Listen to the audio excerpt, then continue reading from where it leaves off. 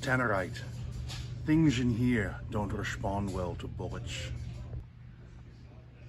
Bond. James Bond. That's the Chicago way. Can you feel the quickening, Highlander? You call this archaeology?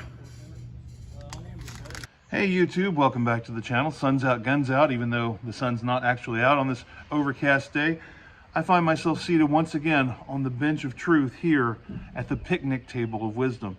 And I come to you today to tell you about BK Ammunition. I stopped in to see Robert yesterday and I picked up some interesting things from his shop that I can review on the channel.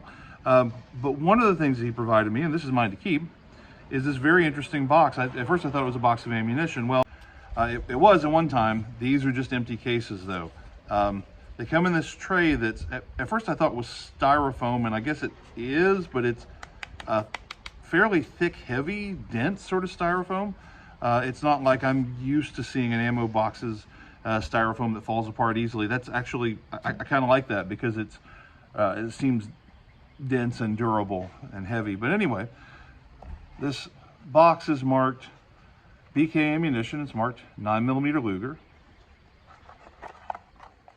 Never heard of this brand before. It's a bright, colorful box, and I found that kind of interesting. When I first saw it, I thought it was some maybe Chinese commercial ammo from the 90s because they had some colorful sort of pasteboard boxes like this.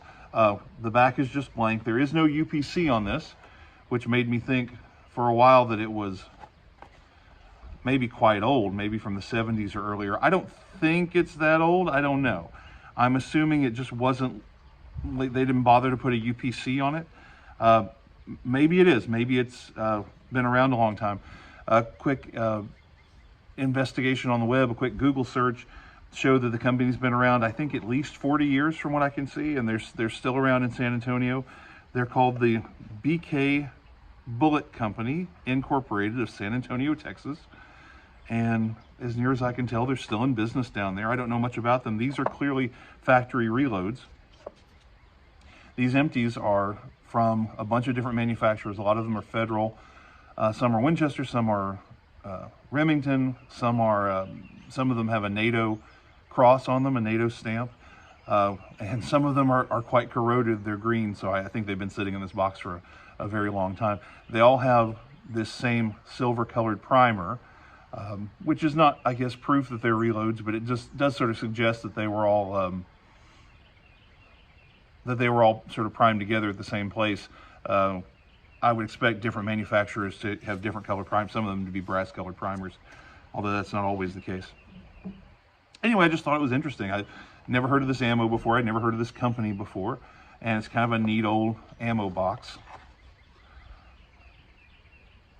We have a lot number here stamped. See if I can actually read it. 202349, is that what it says?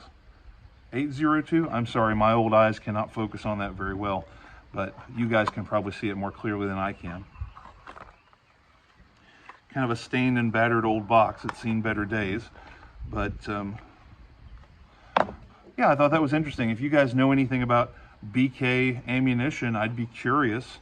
If you've tried it, if you had any experience with it, I just, love to hear what you think. I just thought it was a neat old box, and I thought that I would bring that to you, and because I'm kind of interested in neat old boxes of ammo and some of these small niche manufacturers that have existed around the country and still exist. Just thought it was super interesting.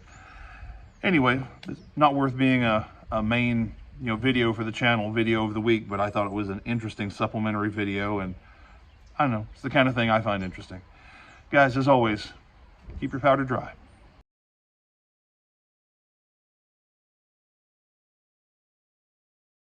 Suck it, Trebek.